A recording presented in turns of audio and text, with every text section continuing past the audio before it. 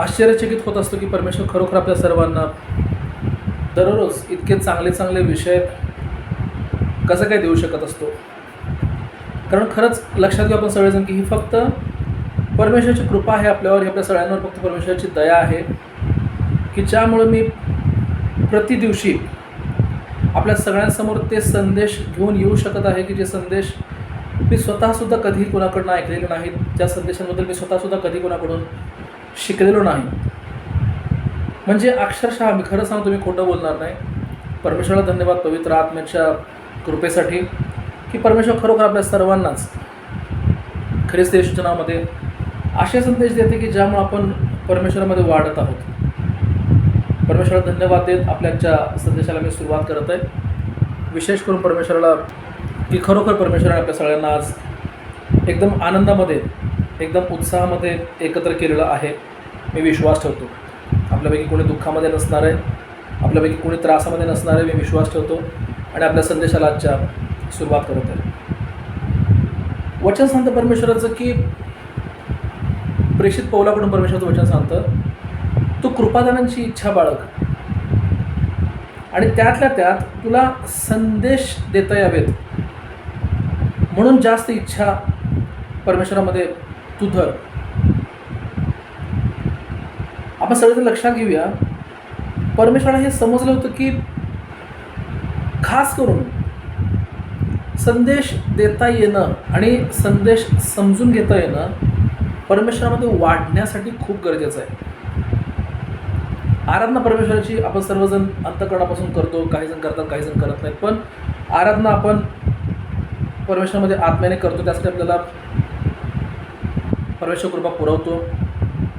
पण संदेशाबाबतीमध्ये परमेश्वराचं तसं नाही आहे जसं इतर बाबतीमध्ये आहे.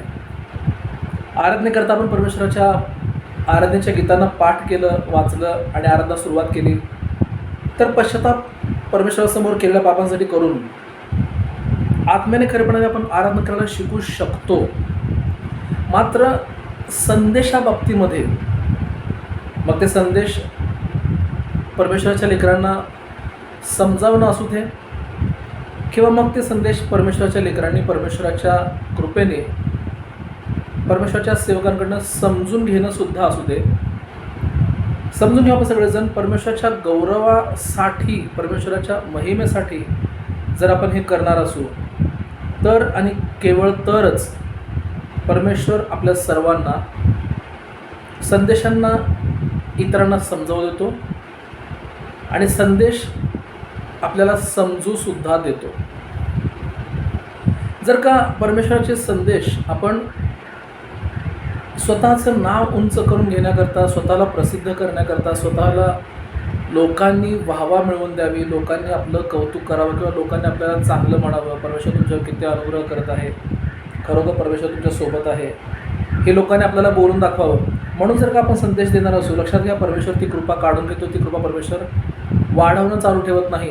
जी खरोखर विशेष करून महत्त्वातल्यापेक्षा महत्त्वाचे संदेश शिकण्याकरता, महत्त्वाच्यापेक्षा महत्त्वाचे संदेश देण्याकरता जी कृपा गरजेची असते, ती कृपा परमेश्वर तेव्हा देत नाही जेव्हा आपण संदेश परमेश्वराच्या महिमेसाठी देत नाही. आणि ते संदेश परमेश्वर समजावून सुद्धा सांगत नाही ज्या संदेशांना आपण परमेश्वराच्या महिमेकरता समजून घेत नाही. म्हणून मी सगळ्यांना विनंती करतो आज परमेश्वरामध्ये की आपण सगळेजण आज व्यवस्थित लक्ष देऊन आजचा संदेश परमेश्वराच्या गौरवासाठी शिकूया, परमेश्वराच्या गौरवासाठी समजून घेऊया की आपण फक्त नावाला एकत्र येत नाही आहोत. काहीतरी आपल्याला परमेश्वरामध्ये खरोखर करण्याकरता परमेश्वराने तारलेलं आहे. परमेश्वराला काय फक्त वेळ वाया घालवायचं नाही आहे, ना आपला ना त्याचा स्वतःचा, तर खरोखर परमेश्वराच्या महिमेसाठी परमेश्वराने आपल्याला जन्म दिलेला आहे, निवडलेला आहे, नियुक्त केलेलं आहे आणि पाठवलेलं सुद्धा आहे त्याच्या गौरवाकरता. म्हणून लक्षात घ्या सगळेजण की कुणीही आपल्यापैकी फक्त ऐकायला चांगले वाटतात, चांगलं शिकवतात, याकरता संदेशांना प्लीज मी विनंती करतो ग्रहण करू नका. असं म्हणलं जातं आणि मी उदाहरण आतापर्यंत अनेक वेळा दिलेलं सुद्धा आहे. आज मी आणखी एकदा हे उदाहरण देऊ इच्छितो. इतर काहीतरी करत अन्न खाऊ नये असं म्हणलं जातं. वडील लोकांकडनं असं सांगितलं जातं की दुसऱ्या काही गोष्टी करत अन्न खाऊ नये, गप्पा मारत, चेष्टामस्करी करत किंवा इकडं तिकडं फिरत, थोडक्यात अन्नाकडं लक्ष नसताना अन्न खाऊ नये असं सांगितलं जातं. टी व्ही बघत, मोबाईल बघत, खेळता खेळता लहान लेकरांना सांगतात की एका जागेवर बसून अन्न खावा, इकडे तिकडे धावपळ करत, इकडे तिकडे खेळत, हे कर ते कर करत अन्न खाऊ नका असं सांगितलं जातं. का सांगितलं जातं? कारण ते अन्न त्यांच्या शरीराला लागत नाही. पचतं पण शरीराला लागत नाही, त्यांचं अंग धरत नाही. त्यांच्या अंगाची चांगली वाढ तेवढी होऊ शकत नाही जेवढी चांगली वाढ जर त्या लेकरांनी एका जागेवर बसून अन्न सेवन केलं तर जेवढी चांगली वाढ होऊ शकते तेवढी चांगली वाढ असं सांगितलं जातं की इतर ठिकाणी लक्ष देऊन अन्न सेवन केल्याने शरीराची वाढ चांगली होत नाही. तसं मी तुम्हाला आज विनंती करू इच्छितो, आपल्या आत्म्याबाबतीत सुद्धा तसंच आहे. जे आपल्या शरीराबाबतीमध्ये लागू आहे ते आपल्या आत्म्याबाबतीत सुद्धा लागू आहे. जर आपण परमेश्वराचे हे जे संदेश आत्म्याची वाढ करण्यासाठी आहेत, हे संदेश जे आपण रोज शिकत आहोत ते आपल्या आत्म्याला परमेश्वरामध्ये बलसंपन्न, आपल्या आत्म्याला परमेश्वराच्या जवळ घेऊन जाण्याकरता जे हे संदेश आपण रोज शिकत आहोत, मी विनंती करतो फक्त त्यांना प्रेषित पौलाने सांगितल्याप्रमाणे कानाची खाज जिरवण्यासाठी आपण ऐकू नयेत. यासाठी आपण परमेश्वराचे संदेश शिकावेत, यासाठी आपण परमेश्वराचे संदेश समजून घ्यावेत. कारण खरोखर आपल्याला आपल्या घरातील लोकांना, आपल्या कामावरच्या ठिकाणी असणाऱ्या लोकांना, आपल्या आजूबाजूच्या लोकांना, आपल्या शेजारच्या लोकांना, आपल्या नातेवाईकांना आपल्याला दाखवून द्यायचं आहे की परमेश्वर जिवंत देव आहे. तो आमच्यावर, तो तुमच्यावर, तो प्रत्येक माणसावर प्रेम करतो. त्याने प्रभू येशूला मिळण्यातनं उठवलेला आहे आणि तो जिवंत आहे हे आपल्याला लोकांना दाखवून द्यायचं आहे. लक्षात घ्या, आपण फक्त हे सांगून उपयोग नाही आहे. प्रभू येशू आपण वचनामध्ये वाचतो, सुवार्ता फक्त सांगत नव्हता. प्रभू येशूला एखाद्या माणसामधनं, एखाद्या स्त्रीमधनं, एखाद्या पुरुषामधून दुष्टात्म्याला, अशुद्धात्म्याला किंवा दुरात्म्याला घालवण्यासाठी वचन सांगत नाही की 3 तास, 4 तास, 6, 7 तास, 8, 9 तास लागले. वचन सांगत नाही परमेश्वराचं. उलट परमेश्वराचं वचन असं सांगतं की प्रभू येशू मचव्यातून उतरल्या लगेच प्रभू येशू मचव्यातून उतरल्या लगेच ज्याच्यामध्ये 3000पेक्षा जास्त अशुद्धात्मे होते, तो पुरुष धावत पळवत त्या अशुद्धात्म्याने प्रभू येशू समोर आणून उभा केला आणि त्या पुरुषामधनं ते अशुद्धात्मे विनंती करू लागले. आपल्या प्रत्येकाला पुढचं माहीत आहे परमेश्वराचं वचन की काय आहे. मुद्दा आपल्या सगळ्यांना आपण समजून घेऊया. मुद्दा आपला हा आहे की प्रभू येशू त्या अशुद्धात्म्यांच्या पूर्ण समूहाला एवढंच म्हणाला, ह्याच्यातून निघ. बघा, प्रभू येशू त्या 3000 आत्म्यांना सुद्धा प्रत्येकाचं नाव घेऊन तुम्ही सगळेजण जावा असं नाही म्हणाला. त्यांच्यातला जो बॉस होता, त्यांच्यातला जो मेन असेल, त्याला उद्देशून प्रभू येशू फक्त काय म्हणाला, ह्याच्यातून निघ. म्हणजे जरी ते 3000 होते तरी ते कुठल्या तरी एका अशुद्धात्म्याचं ऐकत होते हे प्रभू येशूला माहीत होतं. जरी त्यांची संख्या 3000 होती तरी ते कोणातरी एका अशुद्धात्म्याचं ऐकत होते हे प्रभू येशूला माहीत होतं. तुम्हाला आणि मला हे समजून घेणं गरजेचं आहे. जर अशुद्धात्म्यामध्ये एकता दिसून येते तर आपल्यामध्ये सुद्धा ऐक्य, परमेश्वराचं ऐक्य, परमेश्वरामधलं ऐक्य दिसून यायलाच पाहिजे. आपण सगळेजण हे समजून घेऊया आज परमेश्वरामध्ये की खरोखर हे गरजेचं आहे. आपल्यामधलं ऐक्य दिसलं पाहिजे. फक्त आपण असं म्हणलं नाही पाहिजे आम्ही ख्रिस्ती लोक एकत्र आहोत, आम्ही चर्चमधल्या सगळ्या मंडळीतले विश्वासी लोक एकत्र आहोत. बोलण्यापेक्षा वचन सांगतं कृती जास्त कार्यशील असते हे समजून घेऊ आपण. बोलण्यापेक्षा कृती जास्त कार्यशील असते. आपल्या कृतीमध्ये काय दिसतं, आपल्या कृतीमधून आपण काय दाखवतो त्याच्यावरून ठरतं की दुष्टात्मे, अशुद्धात्मे, दुरात्मे येशूच्या नावात आपण म्हणल्याच्या नंतर आपलं ऐकणार किंवा नाही ऐकणार. येशूच्या नावात हा कुठला एक मंत्र नाही आहे किंवा येशूच्या नावात हा कुठला एक पासवर्ड नाही आहे की ते तुम्ही म्हणलात म्हणजे लगे अशुद्धात्मे तुमचं ऐकतील, की तुम्ही ते उच्चारलं म्हणजे लगे ते घाबरतील. येशूच्या नावात हे कोणतं पासवर्ड किंवा कोणतं मंत्र नाही आहे. येशूच्या नावात त्याने म्हणावं ज्याने खरोखर प्रभू येशू सारखं स्वतःचं जीवन जगायला सुरुवात केलेली आहे, जगत आहे, आणि जो परमेश्वरामध्ये प्रभू येशू सारखं जगत राहणं पसंत करतो ना, ज्याला पसंत आहे प्रभू येशू सारखं जगणं, कोणी चुकलं असेल त्याला माफ करणं, कोणी चुकत असेल तर त्याला मार्ग दाखवणं, प्रभू येशू सारखं वचनाचा अर्थ समजावणं, दृष्टांतांचा अर्थ, स्वप्नांचा अर्थ समजावून सांगणं, एखाद्याला जवळ करणं, जे परमेश्वराचा तिरस्कार करत असतील त्यांच्यापासून स्वतः लांब राहणं. त्यांचा तिरस्कार प्रभू येशू करत नव्हता, पण त्यांच्यापासून लांब राहत होता. असं वागणं ज्याला पसंत आहे, दुष्टात्मे, अशुद्धात्मे, दुरात्मे, सैतान स्वतः त्यांनाच घाबरतो, त्यांच्यापासूनच लांब राहतो. म्हणून मी आजच्या संदेशाला सुरुवात करत आहे की आपण हे समजून घ्यायला पाहिजे. परमेश्वरामध्ये संदेश हे फक्त ऐकण्यापुरते नाही आहेत. परमेश्वराचे मेसेजेस परमेश्वराचे आपल्याला देत असतो. ते मेसेजेस, ते संदेश फक्त संग्रह करण्यापुरतं नाही आहेत, फक्त ऐकायला चांगलं वाटतं म्हणून ऐकण्यापुरते नाही आहेत, तर ते आपल्याला विशेष करून परमेश्वराचा महिमा दाखवण्यासाठी आहेत. हे समजून घ्या आपण सगळेजण, आणि मग आपण सगळेजण आज परमेश्वरामध्ये आपल्या संदेशाला सुरुवात करूया. परमेश्वरामध्ये खरोखर विश्वास ठेवतो की परमेश्वर विशेष करून आपल्या सर्वांशी आज बोलत आहे. ऑलरेडी मी विश्वास ठेवतो आणि संदेशाला सुरुवात करतो. परमेश्वरामध्ये परमेश्वराच्या लेकराला असं वाटतं की मी काहीही करू दे, काहीही बघू दे, काहीही ऐकू दे, दॅट डज नॉट मॅटर्स. मी काय खातो, काय पितो, काय लेतो, कुठं जातो, कुणासोबत बसतो, कुठं उभारतो, कुणाशी माझी संगत ठेवतो, कुणासोबत मी जाणं येणं पसंत करतो, असं वाटतं काही परमेश्वराच्या मध्ये असणाऱ्या विश्वासी लोकांना की त्याच्याने फरक पडत नाही, असं वाटतं काही जणांना. आणि आज आपण एक विषय परमेश्वर कृपेने शिकायला, बघायला जाणार आहोत की जे काही आपल्याला दाखवलं जातं दुष्टात्म्यांच्याद्वारे, अशुद्धात्म्यांच्याद्वारे, दुरात्म्यांच्याद्वारे, सैतानाद्वारे, आणि त्यांच्यापेक्षा पूर्णपणे विरुद्ध बाजूला परमेश्वर जो सर्वश्रेष्ठ आहे, परमेश्वर जो सर्वोच्च आहे, परमेश्वर जो पवित्र आहे, प्रभू येशू आपला ख्रिस्त, त्याच्याद्वारे देवदूतांकडनं, दिव्यदूतांकडनं, स्वर्गदूतांकडनं आपल्याला जे काही दाखवलं जातं, समजून घेऊ आपण सगळेजण आज. ते घडवण्याचा प्रयत्न पुरेपूर केला जात असतो. आपल्याला जे काही दाखवण्यात येत असतं ते घडवण्याचा पुरेपूर प्रयत्न केला जात असतो. आपल्याला जे काही दाखवण्यात येत असतं ते घडवण्याचा पुरेपूर प्रयत्न केला जात असतो. आणि ही गोष्ट आपल्या प्रत्येकाला पवित्र आत्म्याद्वारे मला परमेश्वराने सांगितली की समजावून घेणं खूप महत्त्वाचं आहे. चालू दिवसांमध्ये, येणाऱ्या दिवसांकरता सुद्धा,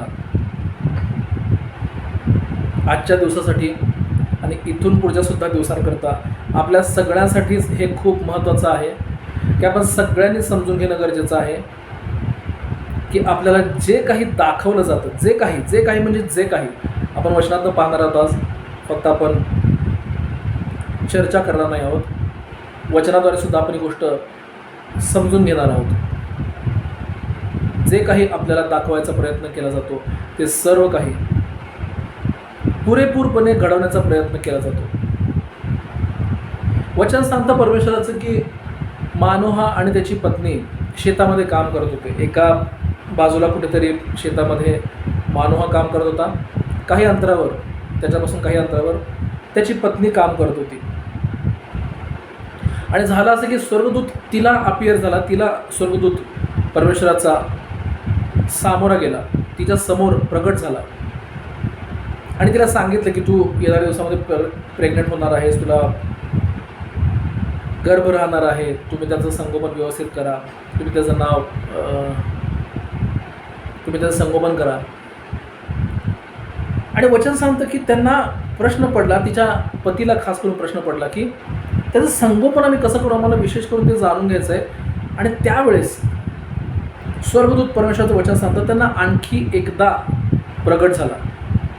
स्वर्गदूत पहिल्यांदा येऊन गेला, त्यांना बोलून गेला, आणि त्याच्यानंतर स्वर्गदूत परमेश्वराचा परत एकदा त्यांची इच्छा होती म्हणून, त्यांना आणखी काहीतरी समजून घ्यायचं होतं म्हणून, परमेश्वरामध्ये त्यांच्या मुलाच्या वाढीकरता त्यांना समजून घ्यायचं होतं म्हणून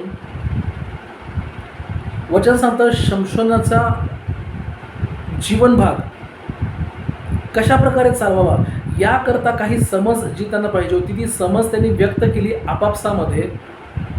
मानोहा त्याच्या पत्नीला म्हणाला, तुला आता जर का परत स्वरूप प्रकट झाला, परमेश्वराचा देवदूत जर का आता तुला परत प्रकट झाला आणखी एकदा, तर मला बोलव. मी त्याला विनंतीपूर्वक परमेश्वरामध्ये इच्छा व्यक्त करीन जी माझी इच्छा आहे. आणि त्याने आपल्याला जसं काय त्याच्यामुळे आपल्याला जे काही सांगितलं जाईल त्याप्रकारे आपण परमेश्वर देत असलेल्या लेकराची वाढ करूया. विषयाला म्हणून मी सांगतो, लक्षात घ्या, आपण जर का लेकरांना सांभाळायला तयार नसू तर परमेश्वर आपल्याला लेकरं देत नाही. ज्याला कान आहेत ते ऐकू, ज्याला बुद्धी आहे ते समजून घेऊ. विषयाला म्हणून मी सांगत आहे, ज्यांना लेकरं सांभाळायची इच्छा नसते, जे लेकरं सांभाळायला तयार नसतात, ज्यांना आपापल्या एकमेकामध्ये समजूतदारपणा दाखवता येत नाही, परमेश्वर त्यांना लेकरं देत नाही. कारण वचन सांगत नाही की पत्नी हे परमेश्वराकडून फळ आहे. वचन सांगत नाही परमेश्वराचं की पती हा परमेश्वराकडनं फळ आहे. वचन सांगत नाही की परमेश्वराकडनं चांगले आईबाप हे लेकरांसाठी फळ आहेत. किंवा वचन सांगत नाही चांगली सून किंवा चांगला जावई, चांगले नातेवाईक हे परमेश्वराकडनं असणारे फळ आहेत, असं वचन सांगत नाही. पण परमेश्वराचं वचन हे मात्र सांगतं की संतती, पुत्र असो कन्या असो, संतती हे परमेश्वराकडून प्राप्त होणारं फळ आहे. आणि ते फळ परमेश्वर त्यांना खायला देत नाही, ते फळ परमेश्वर त्यांना जोपासायला देत नाही. त्या फळाचा अनुभव, त्या फळाची चव परमेश्वर त्यांना देत नाही. आणि फक्त चवच नाही, त्या फळाद्वारे स्वतःचं जीवन फलद्रूप परमेश्वर त्यांना करून घेऊ देत नाही.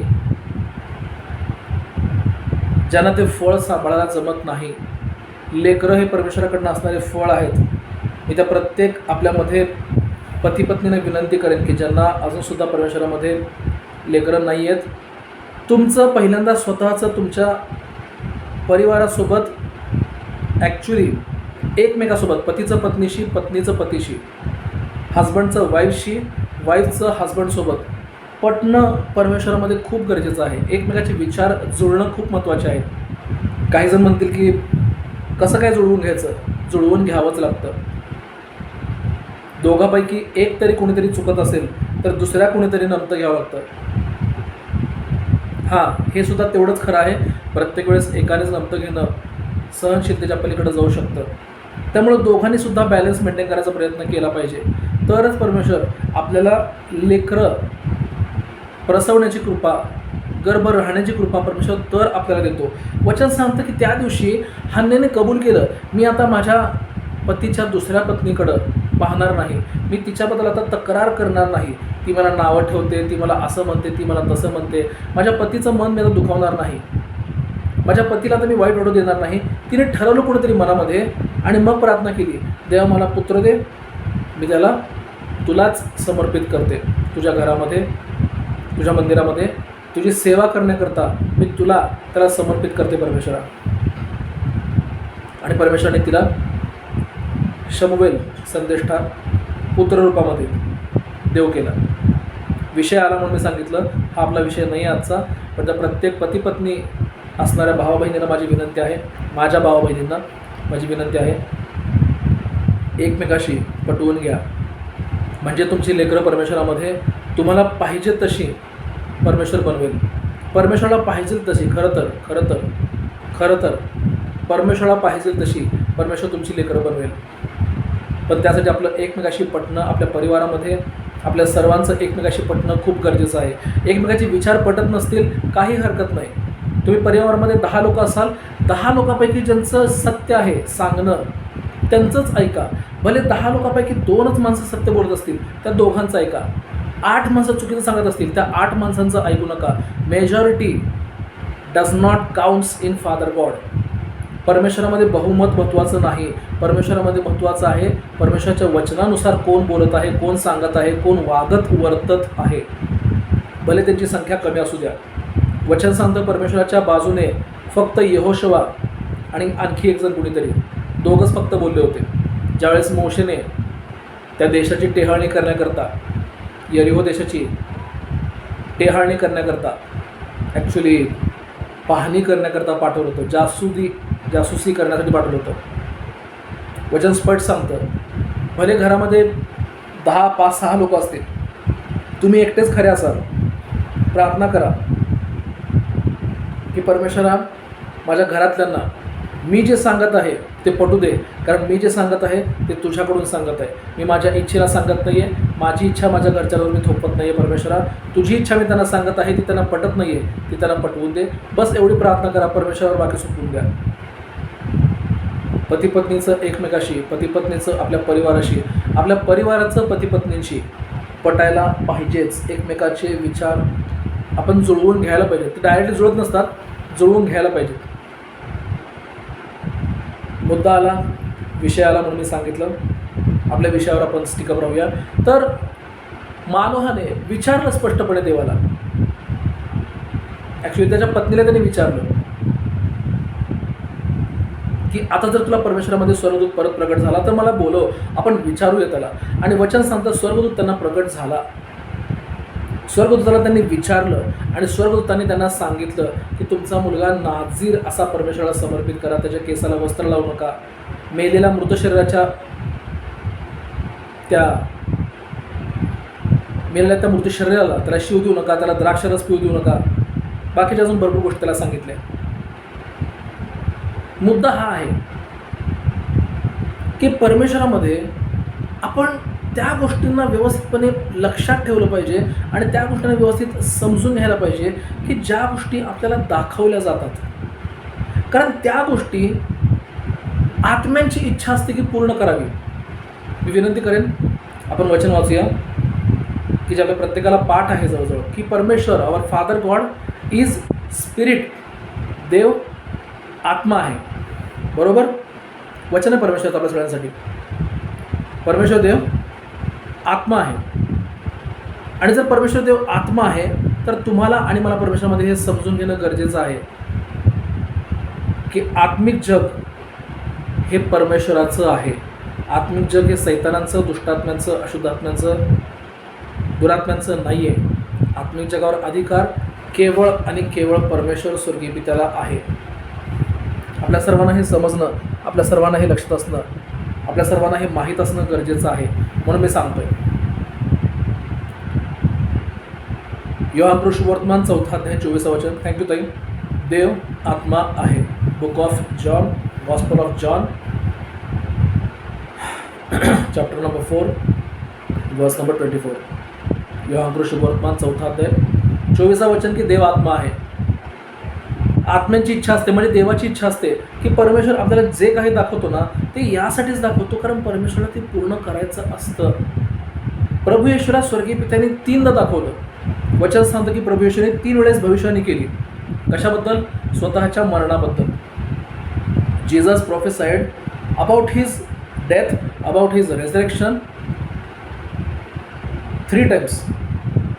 Thrice he prophesied about his death and about his resurrection.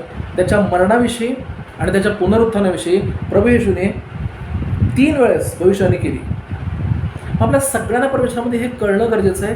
3 वेळेस भविष्यवाणी केली गेली. ती का केली गेली? कारण परमेश्वराला ती पूर्ण करायची होती. विषय आपला आजचा हाच आहे. आपल्याला जे काही परमेश्वर दाखवत असतो ते आपल्याला जर का कळलं नाही तर लक्षात घ्या ते आपण पूर्ण होऊ देऊ शकणार पण नाही. वचन सांगतं परमेश्वराचं की जखऱ्या, बाप्तिस्मा करणारा योहानाचा शारीरिक पिता जखऱ्या, ह्याला समजलं नाही की हे कसं काय होईल. त्याने इच्छा व्यक्त केली, मी तर म्हातारा, मी तर वयातील, मी तर वयस्कर, कसं काय हे शक्य आहे? हे घडणं कसं काय शक्य आहे? त्याने संशय घेतला. त्याने एक काळजी म्हणून नाही विचारलं किंवा त्याला समजून घ्यायचं होतं, त्याला जाणून घ्यायचं होतं म्हणून त्याने नाही विचारलं. वचन सांगतं त्याला जे दाखवलं गेलं ते पूर्ण होण्यावर, ते पूर्ण होण्याकरता त्याने संशय घेतला आणि म्हणून परमेश्वराने त्याला बाप्तिस्मा करणाऱ्या योहानाचा, प्रभू येशूच्या मोठ्या मावस भावाचा जन्म होईपर्यंत मुक करून टाकलं. परमेश्वराच्या इच्छेच्या आपण विरुद्ध जर का आलो, जी इच्छा परमेश्वराला पूर्ण करायची असते आपल्या जीवनामध्ये, त्या इच्छेच्या जर का आपण विरुद्ध आलो ना, लक्षात घ्या जखऱ्यासारखी आपली अवस्था परमेश्वर करतो. आणि म्हणूनच काही लोकांना हे समजत नाही. आज समजून घ्या, परमेश्वर तुम्हाला खरोखर गोष्ट सांगत आहे. जे ऑनलाईन हा संदेश पाहतील त्यांनाही परमेश्वरामध्ये विशेष करून मी विनंती करतो, खरोखर समजून घ्या की काही अडचणीतनं कितीही प्रार्थना केल्या तरीसुद्धा, कितीही सेवकांकडून सुद्धा प्रार्थना करून घेतल्या. एक माझ्या ओळखीमध्ये, आणि मी फक्त ओळखीमध्ये असं म्हणेन, एक स्त्री आहेत, मी त्यांना नातं त्यांच्याशी मी जोडू इच्छित नाही म्हणून मी स्त्री म्हणेन. परमेश्वरामध्ये एक स्त्री आहेत, वयस्कर आहेत. त्यांच्या काही केल्या शरीराचं दुखणं मी गेले कित्येक वर्ष पाहतोय. परमेश्वरामध्ये कितीतरी परमेश्वराच्या खरोखर खऱ्या सेवकांकडे ते गेले आणि तरीसुद्धा त्यांच्या शरीराचं ते दुखणं दूर झालेलं नाही आहे. त्यांना अक्षरशः एका जागेवरून उठून दुसऱ्या जागेवर जायचं म्हणजे कितीतरी दुखणं सहन करून उठून उभं राहावं लागतं आणि मग दुसऱ्या जागेवर त्यांना जाता येतं. मी त्यांना फिजिकली व्यवस्थित पाहिलंसुद्धा कितीतरी वेळा की त्या अशा एकदम जाडजूड पण नाहीत. मी तर म्हणतो त्यांच्यापेक्षा मी कितीतरी जाड आहे, माझी आई त्यांच्यापेक्षा कितीतरी जाड आहे, माझ्या घरामध्ये असे कितीतरी माझ्या ओळखीचे सुद्धा नातेवाईक आहेत की ते त्यांच्यापेक्षा कितीतरी जाड आहेत, पण आम्हाला बिलकुल असला कसला शारीरिक त्रास नाही आहे. पण त्यांना आहे. ॲक्च्युली त्यांना कोणी जर का पाहिलं तर म्हणणार सुद्धा नाही की त्यांना असा शारीरिक त्रास असेल बाबा, कोणी म्हणणार पण नाही त्यांना बघितलं तर. पण तरीसुद्धा शारीरिक रीतीने इतके व्यवस्थित असून पण त्यांना एका जागेवरून दुसरीकडे उठून जायचं म्हणजे खूप त्रास सहन करावा लागतो. लोकांना कळत नाही की असं का होतं. यासाठी होतं कारण तुम्ही काही जणांच्या करिता परमेश्वराची जी इच्छा असते, परमेश्वराने काही लोकांसाठी जी इच्छा व्यक्त केलेली असते, तुम्हाला स्वप्न दाखवून, तुम्हाला दृष्टांत दाखवून, तुम्हाला डायरेक्टली समोरासमोर बोलून, तुम्हाला स्वप्नांमधून बोलून, दृष्टांतांमधून बोलून, सेवकांच्या द्वारे बोलून किंवा अजून भरपूर माध्यमातून बोलून परमेश्वराने त्यांना सांगितलेलं असतं की ही माझी इच्छा आहे, मला ही पूर्ण करायची आहे, तुम्ही ही पूर्ण होण्याकरता प्रयत्न करा असं सांगितलेलं असतं. पण ती पूर्ण होऊ द्यायच्याऐवजी उलट ते लोक ती पूर्ण होणार नाही म्हणून जास्त काम करतात, म्हणून जास्त प्रयत्न करतात आणि त्यामुळं परमेश्वर काही लोकांना अशी दुखणी, अशी फटके, असे छोटे मोठे आजार, अशा छोट्या मोठ्या शारीरिक अडचणी, काही लोकांना परमेश्वर आर्थिक अडचणी, आर्थिक कमतरता, शारीरिक कमतरता, बहुत गोष्टी देतो. मी समोर ह्या गोष्टी अनुभवतो, मी समोर गोष्टी पाहतो असं कितीतरी वेळेस. अक्षरशः मी लोकांना असं म्हणताना ऐकले सुद्धा, कित्येक वर्ष आमच्या वयाचे आम्ही श्रीमंती कमवण्यामध्ये घालवली, कित्येक वर्ष आम्ही आमच्या आयुष्याचे कित्येक वर्ष आम्ही पैसा कमवण्यामध्ये घालवला. पण आज दवाखान्यामध्ये ॲडमिट असताना डॉक्टर जेव्हा सांगतात की तुमच्याकडं वेळ जास्त शिल्लक नाही आहे, तेव्हा आम्हाला कळालं आहे की हा वेळ पैसा कमवायला घालवायच्याऐवजी आम्ही जर का आमच्या फॅमिलीला दिला असता, आमच्या परिवारातल्या व्यक्तींना दिला असता, गोरगरिबांसाठी दिला असता, परमेश्वराच्या विशेष करून मंडळीसाठी दिला असता, सर्वात जास्त, सर्वात अधिक, सर्वात महत्त्वाचं परमेश्वराला जर दिला असता तर मला पैसा तर मिळाला असताच, सोबतच एक चांगलं जीवनसुद्धा मिळालं असतं. मी स्वतः काही लोकांना असं बोलताना ऐकलेलं आहे, even being so much rich, कितीतरी श्रीमंत असूनसुद्धा, even they are so much rich, even they are very rich, very rich, कितीतरी श्रीमंत, कितीतरी शेकडोनी प्रॉपर्टी आहे त्यांच्याकडे, कितीतरी शेकडो एकर प्रॉपर्टी आहे, कितीतरी किलोनी, मी किलो म्हणतोय, तोडे पण नाही, कितीतरी किलो सोनं पडीक आहे त्यांच्याकडं, पडीक अक्षरशः, पण इलाज होऊ शकत नाही. त्या आजारावरचा, त्या त्रासावरचा, त्या रोगावरचा डॉक्टरने सांगून टाकलं की इलाज होणं शक्य नाही आहे तेवढं आयुष्य आनंदात जगा, ही ट्रीटमेंट कायमची घेत जगा, ही ट्रीटमेंट चालू आहे तोपर्यंत तुम्हाला काही होणार नाही.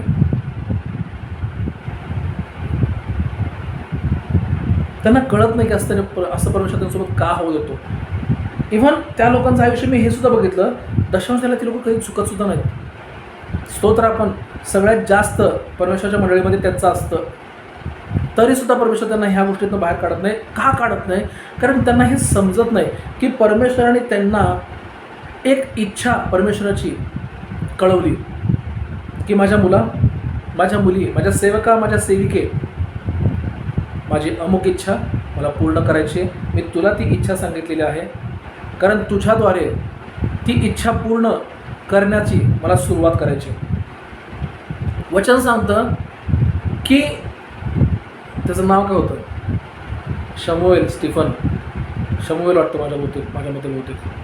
त्याला परमेश्वराने सांगितलं होतं की परमेश्वराच्या मसीहाला पाहिल्याशिवाय, परमेश्वर ज्या मसीहाला पाठवणार आहे त्याला पाहिल्याशिवाय तुला मरण येणार नाही.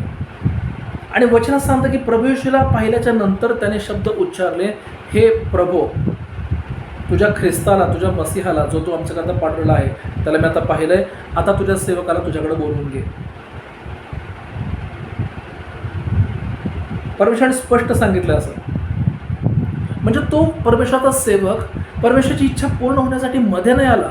त्याने असं नाही परमेश्वराकडे विनंती केली, देवा म्हातारा झालो आता, सहन होईना मला, ख्रिस्त म्हटलेला मसीहा कधी येणार कोणास ठाऊक, मला आता उठणं बसणं जमत नाही, मंदिराकडे प्रार्थना करायला जाणं जमत नाही.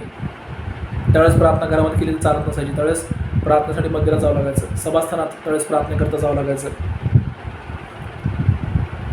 त्याने अशी चुकीच्या गोष्टी परमेश्वरासमोर नाही बोलल्या. ठीक आहे परमेश्वर, तुझी इच्छा तर तुझी इच्छा, जोपर्यंत मी तुझ्या ख्रिस्ताला पाहणार नाही तोपर्यंत मी जिवंत राहील. म्हणून तो कसलाही आजारी न पडता, म्हणून तो कुठल्याही प्रकारच्या आपत्ती विपत्तीला न सामोरं जाता, कुठल्याही दुःखामध्ये, थँक्यू शिमोन, कुठल्याही दुःखामध्ये न पडता तो परमेश्वरामध्ये व्यवस्थित जिवंत राहिला. दावीद राजा व्यवस्थित, जसं काही झोपायला गेल्यासारखं दावीद राजाला परमेश्वराने मरण मिळवून दिलं. मोशे वचन कुठंही सांगत नाही की आजारी पडून मेला.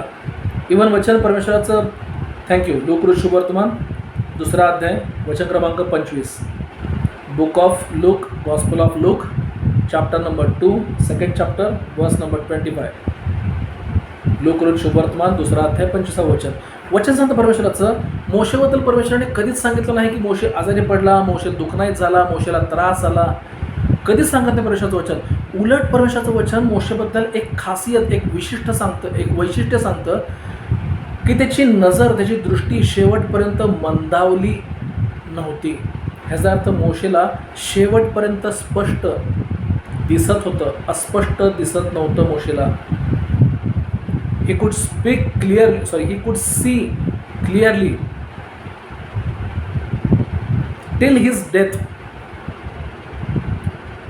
till that day of his death. त्याच्या मृत्यूच्या दिवसापर्यंत मोशे स्पष्ट पाहू शकत होता. काही लोकांना ही कृपा मिळत नाही, कारण वचन स्पष्ट सांगतं मोशे कधीही परमेश्वराच्या इच्छेच्या आडवं नाही आला, दावीद कधीही परमेश्वराच्या इच्छेच्या आडवं नाही आला. म्हणून दावीद राजा त्या प्रकारे मेला की जसं काय झोपी गेला. त्याच्या घरचे त्याला, चला पटकन दवाखान्याकडे घेऊन चला, वैद्यांना बोलवा, चला यांना ही जडीबुटी द्या, ते इलाज करा त्यांच्यावर, असं काही वचन सांगत नाही. धावपळ गोंधळ काही माजला वगैरे बिलकुल नाही. अंजिराची काय ते चुंबळी बांधली वगैरे असलं काही सांगितलेलं नाही दाविदाबद्दल, जे हिजकियाबद्दल सांगितलं.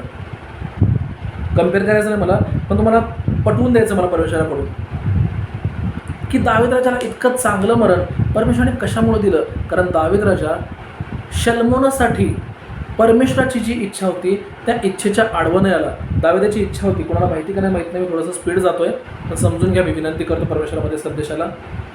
दावीद राजाची इच्छा होती, परमेश्वरा मला तुझ्यासाठी मंदिर बांधायचं आहे, मला तुझ्याकरता मंदिर बांधायचं आहे. देव काय म्हटलं, नाही, तुझ्या हाताने खूप रक्तपात केलेला आहे, त्यामुळे मी तुला माझ्याकरता मंदिर बांधायला देऊ शकत नाही.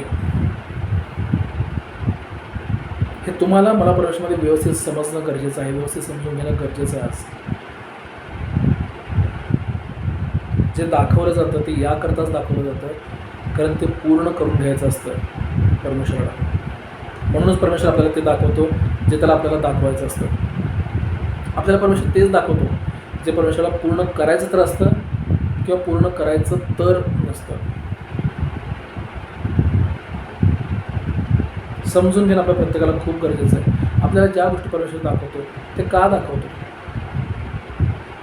फारोला परमेश्वराने दाखवलं की 7 धष्टपुष्ट गायी आहेत, त्यांच्या मागून 7 कुरूप गायी आल्या, त्याने 7 धष्टपुष्ट गायींना खाऊन टाकलं. फारो घाबरला. योसेफाला परमेश्वराने दाखवलं चंद्र, सूर्य आणि 12 ग्रहतारे योसेफाला नमन करत आहेत. एकाने समजून घेतलं म्हणून एकाचा फायदा झाला, एकाने समजून नाही घेतलं म्हणून एकाचं नुकसान झालं. फारोने समजून घेतलं, लगेच योसेफाला बोलवणं पाठवलं, म्हणून फारोच्याद्वारे संपूर्ण मिसर देश आणि मिसर देशातल्या प्रत्येक माणसाचं भलं झालं. इव्हन मिसर देशामुळं कितीतरी आणखी लोकांचं सुद्धा भलं झालं, कारण फारोने समजून घेतलं. योसेफाचं गप शांतीने, गुमाने, मान खाली घालून, कसलाही प्रश्न न विचारता सगळेजण ऐकायला सुरुवात करा. वचन स्पष्ट सांगतं. फारोने आदेश सुद्धा काढला, आजपासून योसेफ जे काही सांगेल तसंच प्रत्येकाने पालन करायचं, तसंच प्रत्येकाने पालन करायचं. योसेफ जे काही सांगेल ते समजून घ्या. आपण परमेश्वरामध्ये ना परमेश्वराच्या इच्छेच्या आड नाही यायला पाहिजे. परमेश्वर आपल्याला जे दाखवतो ना त्याच्या आड नाही यायला पाहिजे. आपण असं नाही म्हणलं पाहिजे, हे काय शक्य आहे का. एका बहिणीला आपल्यामध्ये काही वर्षापूर्वी परमेश्वराने एक स्वप्न दाखवलं होतं. त्या बहिणीने मला येऊन स्वप्नाचा अर्थ विचारला. तिला स्वप्न असं दाखवलं होतं की लोक स्वतः तिला परमेश्वराच्या सेवेकरता सुंदर सुंदर चांगल्यातल्या चांगल्या कार्स पाठवून, चांगल्यातील चांगलं वाहनं पाठवून तिला घ्यायला गेलेत लोक, आणि तिला संदेशाकरता खास करून बोलवून घेतात खूप चांगल्या चांगल्या ठिकाणी. आणि जिथं खरोखर खूप परमेश्वराचे भुकेले, आत्मिक अन्नासाठी भुकेले असे परमेश्वराचे जिथं विश्वासी लेकरं आहेत ना, त्या विश्वासी लेकरांनी तिला खरोखर परमेश्वरामध्ये सन्मानित करून बोलवून घेतलेलं आहे, असं मला परमेश्वराने त्या बहिणीने स्वप्न पडले सांगितलं. आणि मला त्यांनी विचारलं याचा अर्थ काय. मी म्हणायला अर्थ काहीच नाही, ही घटना ॲज इट इज घडणार आहे. ख्रिस्त येशू नावाचा शब्द आहे. ज्या बहिणीकरता खरोखर परमेश्वराने हा दृष्टांत दाखवला होता, ते दिवस सुरू झालेले आहेत. ते दिवस सुरू झालेले आहेत ख्रिस्त येशूच्या नावामध्ये. लवकरच परमेश्वरामध्ये खरोखर तू परमेश्वराच्या सेवेसाठी सुरुवात केली जाशील. येशूच्या नावात आमेन. आमेन. परमेश्वरा लक्षात घ्या, मी आड येत नाही. मी असं कधी विचार करत नाही की माझ्यापेक्षा पुढं परमेश्वर हिला कसं काय घेऊन जाईल.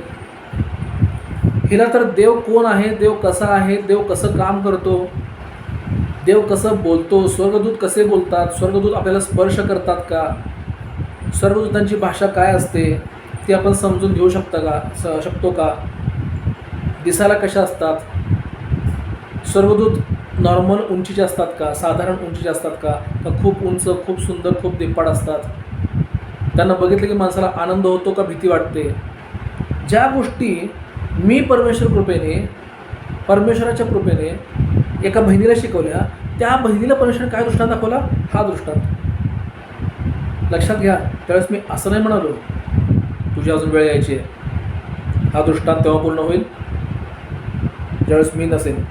मी असं नाही म्हणू तिला. परमेश्वर कृपेने मी तिला तोच अर्थ सांगितला जो अर्थ मला परमेश्वराने तिला सांग म्हणून सांगितलं.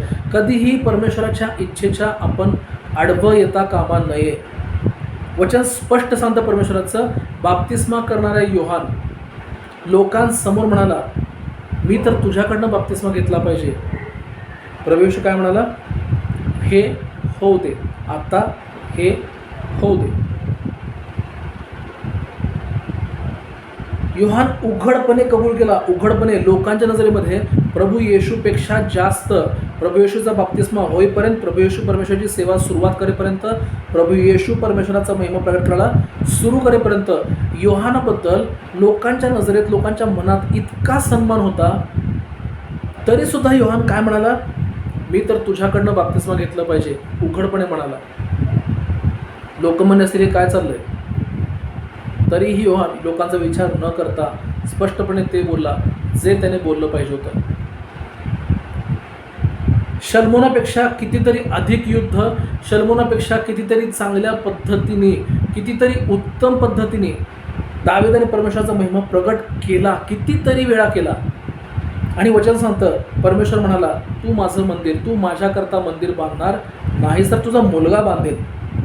वचन सांगतं, दावीद शल्मोनाच्या आडवं गेला नाही. जसं शौल दावीदाच्या मागं लागला लोक म्हणाले शौलाने 1000 वधले, दाविदाने 10,000 लाखो वधायला चालू केले. शौल त्यावेळेस वाईट मानून घेतला. वचन सांगतं परमेश्वराचं, ज्यावेळेस परमेश्वर म्हणाला तुझा मुलगा माझ्या प्रित्यर्थ मंदिर बांधेल, त्यावेळेस दावीद राजा वाईट वाटून घेतला नाही. त्यावेळेस दावीद उदास झाला नाही. आपल्यापैकी एखाद्या भावाला, आपल्यापैकी एखाद्या बहिणीला परमेश्वर आपल्यापेक्षा पुढं नेत असेल तर आपण उदास मानून नाही घेतलं पाहिजे, वाईट मानून नाही घेतलं पाहिजे, दुःख वाटून नाही घेतलं पाहिजे, उदास आपल्याला नाही वाटलं पाहिजे. उलट आपण परमेश्वराला धन्यवाद दिला पाहिजे की परमेश्वरा तुझ्या खरोखर ह्या दुनिया रूपेच्या शेतामध्ये माणसं रूपाचं जे पीक उगवलं आहे त्यांच्या जीवाच्या तारणाकरता तू आणखी एक नवीन कामगार, आणखी एक नवीन शेतकरी, आणखी एक नवीन कापणी करणारा तू उभा केलास. तुला धन्यवाद परमेश्वरा. खरं तर असे आपले शब्द असायला पाहिजेत. पण आपण काय बोलतो, ह्याला काय परमेश्वर सेवा करायला जमणार आहे, ह्याने कुठल्या संस्थेची अटॅच आहे, ह्याला कुठल्या परमेश्वरामध्ये एखाद्या कॉलेजकडून डिग्री देण्यात आलेली आहे पास्टर म्हणून, ह्याने स्वतःला प्रॉफिट म्हणून घेत आहे, भविष्याने करते म्हणून काय झालं. जळफाटपणाचा आत्मा हा परमेश्वराकडून असणारा आत्मा नाही. एकमेकाला साथ देणारा आत्मा हा परमेश्वराकडून असणारा आत्मा आहे. वचन स्पष्ट सांगतं, योहानाबद्दल वचन लिहिलेलं आहे, योहानाबद्दल परमेश्वराने सांगितलेलं आहे. योहानाबद्दल परमेश्वराचं वचन असं सांगतं, परमेश्वरासाठी, प्रभू येशूसाठी वाट तयार करणारा, असा शब्द लिहिलेला आहे बाप्तिस्मा करणाऱ्या योहानाबद्दल. प्रभू येशूसाठी तो वाट तयार करायला आला होता. प्रभू येशू करता वाट तयार करायला, प्रभू येशूची परमेश्वराची सेवा इथं या पृथ्वी तलावर करणार होता. त्या सेवेकरता वाट तयार करायला योहान बाप्तिस्मा करणाऱ्याला पाठवलं होतं. शलमोन परमेश्वरासाठी जे मंदिर बांधणार होता त्याकरता दाविदाला पाठवलं होतं. याकोब आणि योसेफ, इसहाक परमेश्वराचं नाव जे उंच करणार होते त्याकरता अब्रामाला पाठवलं होतं. तुम्ही आणि मी परमेश्वराचं जे गौरव करणार आहोत त्याकरता प्रभू येशूला पाठवण्यात आलेलं आहे. म्हणून वचन सांगतं, प्रभू येशूपेक्षा कितीतरी मोठमोठे चमत्कार पेत्राने केले. प्रभू येशूने एकाही माणसाला बाप्तिस्मा दिला नाही. पेत्राने एका दिवसात 3,000 लोकांना बाप्तिस्मा दिला. आपल्याला सगळ्यांना हे समजून घेणं गरजेचं आहे की परमेश्वरामध्ये जे काही, मी स्पष्ट सांगतो, परमेश्वर जे काही आपल्याला दाखवत असतो ना, आपण लक्षात घेतलं पाहिजे. एक तर परमेश्वराला हे पूर्ण करायचं आहे किंवा परमेश्वराला हे पूर्ण होऊ द्यायचं नाही आहे. 2 दिवसापूर्वी परमेश्वराने मला स्वप्न दाखवलं.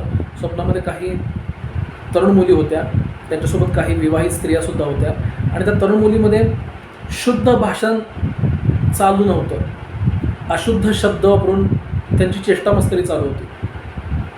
सकाळी मी उठलो आणि परमेश्वरामध्ये विचार परमेश्वरासमोर केला, देवा हे काय.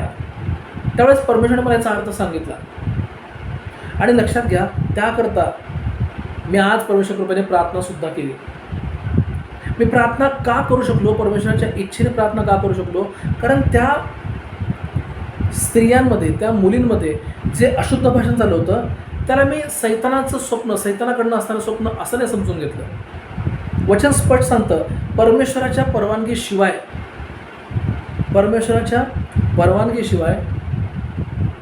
स्वर्गदूतसुद्धा आपल्याला भेटायला येत नाहीत, आपल्याला परमेश्वराची इच्छा सांगायला येत नाहीत. दुष्टात्मे, अशुद्ध आत्मे, दुरात्मे तर त्याहून दूर राहिले. प्रत्येक स्वप्न, प्रत्येक दृष्टांत, प्रत्येक आपल्याला ऐकू येणारा Audible sound, Audible voice actually परमेश्वराच्या इच्छेमुळेच आपल्याला ऐकायला येत असतात, समजत असतात, दिसत असतात, आपण पाहत असतो. सकाळी उठल्यावर शलमोनला समजलं, अरे हे तर स्वप्न होतं. म्हणून काय शलमोन सगळं विसरून गेला का. वचन सांगतं, त्याच्या वडिलाच्या, त्याच्या बापाच्या मित्रांना, त्या इतर राजांना त्यांनी पत्र लिहिली. काही राजांकडनं लाकडं मागवली, काही राजांकडनं कामगार मागवले, काही राजांकडनं अन्नसामग्री मागवली,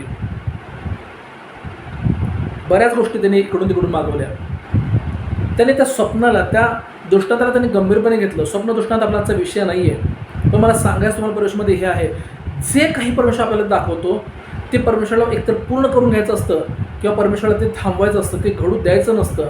म्हणून परमेश्वर आपल्याला ते दाखवत असतो. फारोला परमेश्वराने रात्रीतनं बेचैन केलं आणि उठवलं झोपेतनं, कारण परमेश्वराला ती घटना घडू द्यायची नव्हती. कोणती? नंतर आलेल्या 7 कुरूप गायींच्याद्वारे परमेश्वराची इच्छा परमेश्वराची दाखवली, ती परमेश्वराला घडू द्यायची नव्हती. 7 वर्ष सुकाळ, 7 वर्ष एकदम पूर्ण 100% पीक म्हणण्यासारखं जो कालावधी होता तो परमेश्वराला घडू द्यायचा होता, पण पुढचा 7 वर्षाचा कालावधी परमेश्वराला घडू द्यायचा नव्हता. कधी कधी आपल्याला असं वाटतं परिस्थिती अशीच चालू आहे, परमेश्वरामध्ये मी भविष्यवाणी करतो येशू ख्रिस्ताच्या नावात, ख्रिस्त माझा पवित्र प्रभू येशूच्या नावात मी भविष्यवाणी करतो. कधी कधी आपल्याला असं वाटतं की समय आपल्या विरुद्ध आहे, कधी कधी आपल्याला असं वाटतं की लोक आपल्या विरुद्धामध्ये आहेत, कधी कधी आपल्याला असं वाटतं की परिस्थिती आपल्या विरोधामध्ये आहे.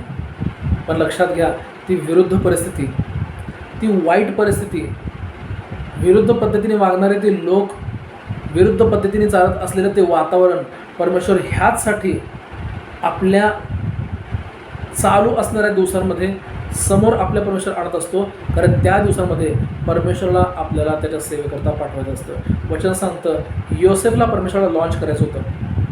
Father god was going to launch his prophet म्हणावं का, परमेश्वराचा खरोखर खूप चांगला सेवक योसेफला परमेश्वर लॉन्च करू इच्छित होता, लोकांसमोर प्रगट करू इच्छित होता. त्यामुळे परमेश्वराने 7 वर्ष सुकाळ आणि त्यानंतर 7 वर्ष दुष्काळाची येऊ दिली. कारण जेव्हा त्या 7 वर्ष दुष्काळाच्या समस्येचं योसेफाने उत्तर सांगितलं तेव्हा तो लोकांसमोर प्रगट झाला. तोपर्यंत योसेफ कुणालाही माहीत नव्हता. त्या 2 कैद्यांना सोडला तर त्यातला एक तर मृत्यू पावला, एकाला परत एकदा राजाच्या बाजूला येऊन उभारता आलं. त्या दोघांव्यतिरिक्त योसेफ कुणालाही माहीत नव्हता. पोटिफर आणि त्याच्या घरामध्ये काय कामगार होते त्यांच्या व्यतिरिक्त पोटिफरच्या पत्नीने जिने योसेफावर खोटा आरोप लावला होता, खोटा दोष लावला होता, आरोप लावला होता खोटा, तिच्या व्यतिरिक्त योसेफ कुणालाही माहीत नव्हता. ज्या भावांपासून लांब होता, ज्या बापाने तर मान्य केलं होतं माझ्या मुलाला हिंस तर प्रश्नाने मारून टाकलं, खाऊन टाकलं, त्यांच्या व्यतिरिक्त कुणालाही माहीत नव्हता की योसेफ कोण होतं. आणि म्हणून परमेश्वराची इच्छा होती ह्या सगळ्यांव्यतिरिक्त आणि ह्यांच्या समोर ह्यांच्यासोबत परत एकदा माझ्या सेवकाला मला बाहेर आणायचं आहे. माझा महिमा प्रगट करणारा माझा सेवक ह्या पृथ्वी तलावर मी पाठवलेला आहे तुमच्या रक्षणासाठी. याकोबा तू मरणार नाहीस, याकोबा तू असाच मरणार नाहीस, उपासमाने तू मरणार नाहीस, तुला दिलेलं वचन मी पूर्ण करत आहे. वचन सांगतं कित्येक वर्ष अगोदर ते येणाऱ्या दुष्काळाकरता परमेश्वराने योसेफाला पुढे पाठवलेलं होतं. तुम्हाला आणि मला परमेश्वरामध्ये ही गोष्ट समजून घेणं गरजेचं आहे. जे काही परमेश्वर दाखवत असतो आपल्याला ते एकतर पूर्ण करून घेण्यासाठी किंवा परमेश्वर ते पूर्ण होऊ द्यायचं नसतं, म्हणून परमेश्वर आपल्याला ते दाखवत असतो, म्हणून परमेश्वर आपल्याला ते समजवत असतो. प्रभू येशूने 3दा भविष्यवाणी केली, स्वतःच्या मृत्यूबद्दल, स्वतःच्या पुनरुत्थानाबद्दल. का?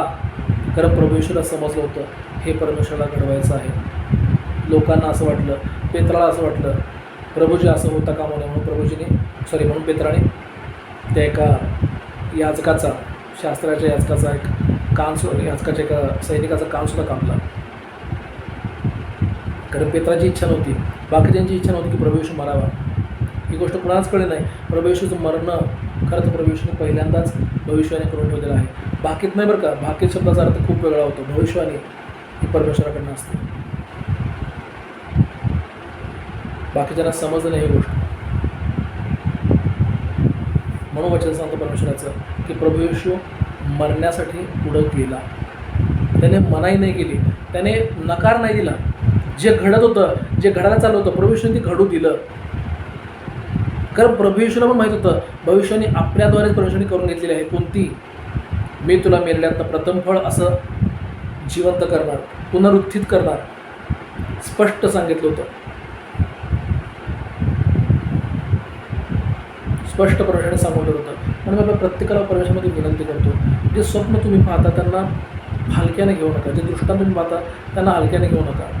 वचन वाचताना परमेश्वर तुम्हाला त्यातून जे अर्थ सांगतो त्या अर्थांना हलक्याने घेऊ नका.